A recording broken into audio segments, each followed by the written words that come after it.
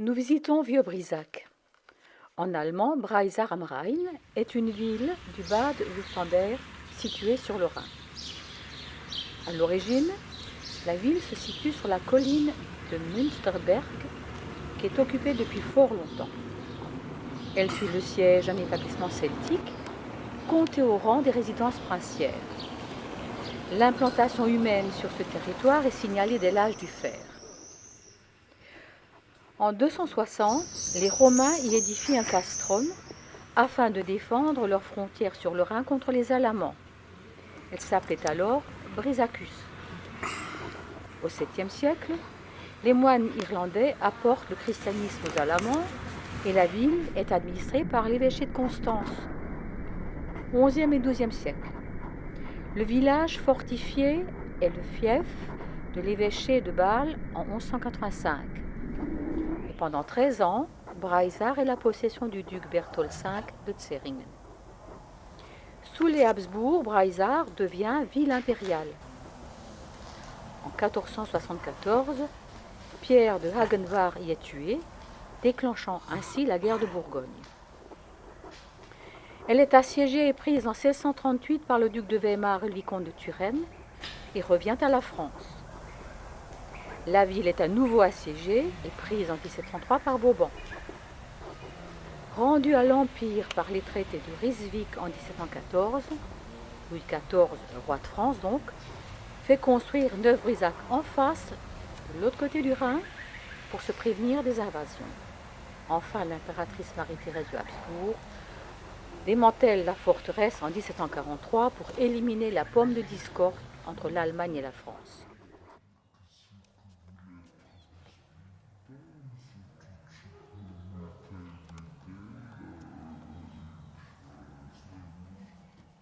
Voici la crypte.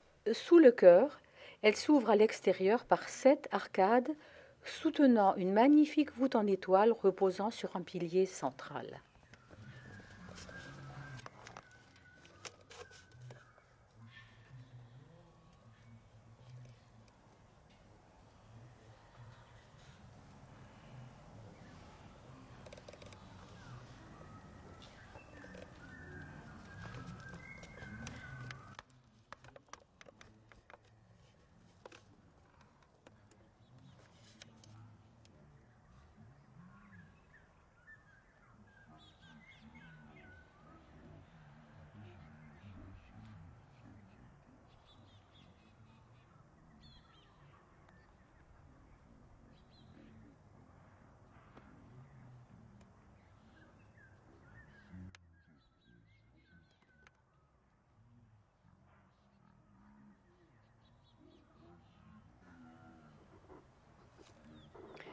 À l'extérieur, la vue donne sur les ruines du château impérial de Leckartsberg, qui devint plus tard un monastère. Il s'y dresse l'obélisque du drapeau européen et au sommet brille la flamme verte de l'Europe pour la paix entre les peuples.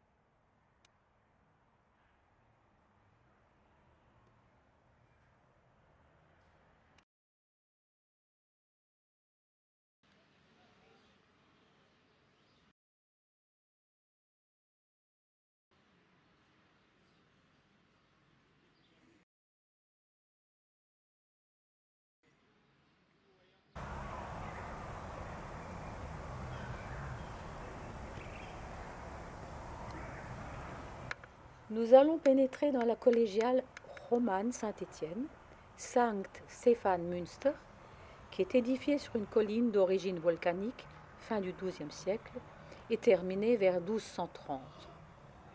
L'édifice mérite le détour. Il a gardé un sanctuaire roman, la nef, le transept et les 2 tours.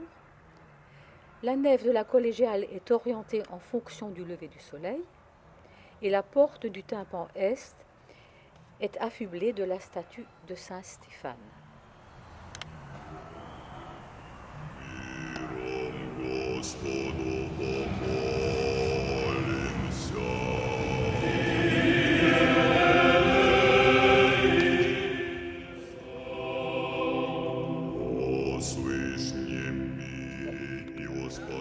Le décor intérieur est remarquable, de style gothique par excellence.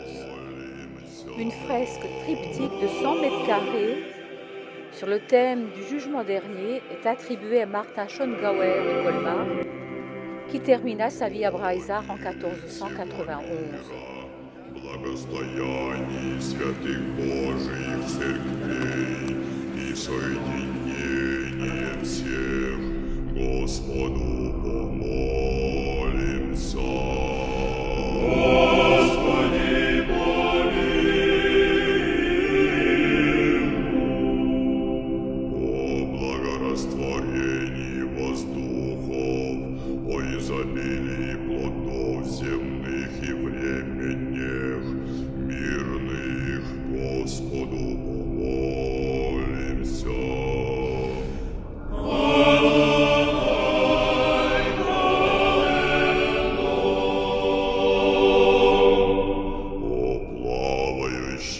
Путешествующих, недугующих, страждущих, плененных, и о спасении их Господу помолимся. Le jubé sépare le chœur des prêtres de la nef des laïcs. Et c'est un pur chef-d'œuvre de dentelle en pierre. Il date de 1490.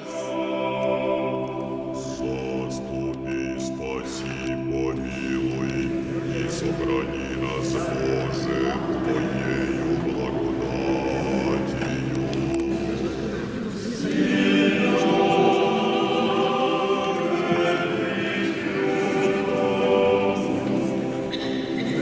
Святую, пречистую, преблагословенную, Devant le jubé, on peut admirer une précieuse châsse en argent repoussée de 1496 qui abrite les reliques des saints patrons de la ville, Saint Gervais et Saint Protais.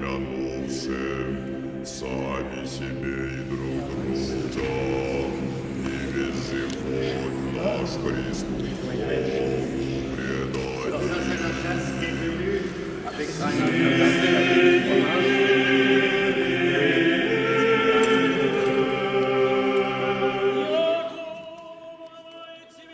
Sur la tribune, dans le bras nord du transept, on voit les orgues, les derniers en place, qui viennent de la manufacture Claes en 1963.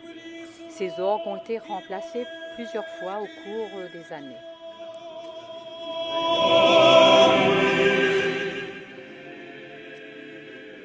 Le maître-autel est une sculpture en bois réalisée par maître Hans Loy vers les années 1523-1524. Au-dessus, on peut admirer un magnifique rétable en bois qui date de la même époque.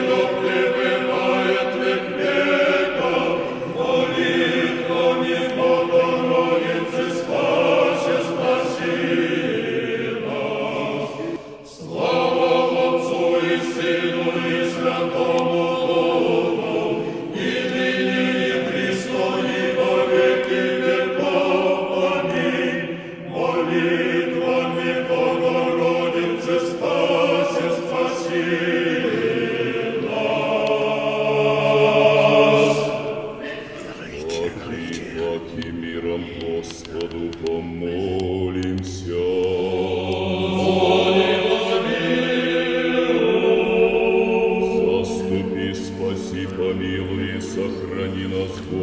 Твоею благодатью.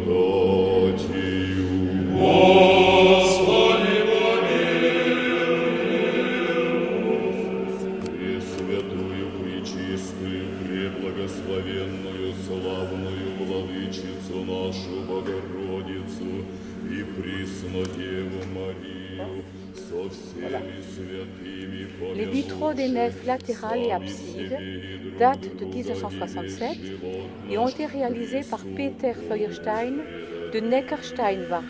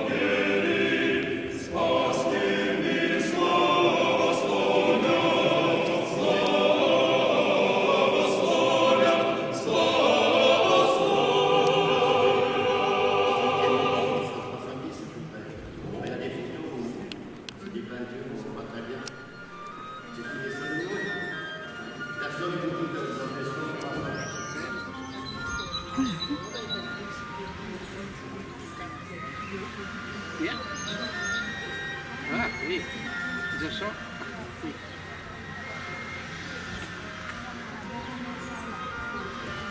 Ouais.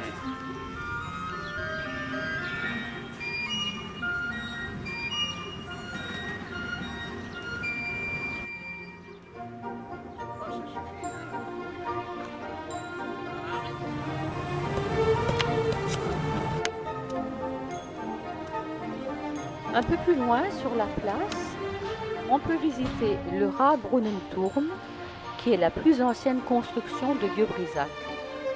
Elle est haute de 54 mètres et a été réalisée par Berthold von Sering. Elle sert à puiser de l'eau jusqu'à une profondeur de 41 mètres.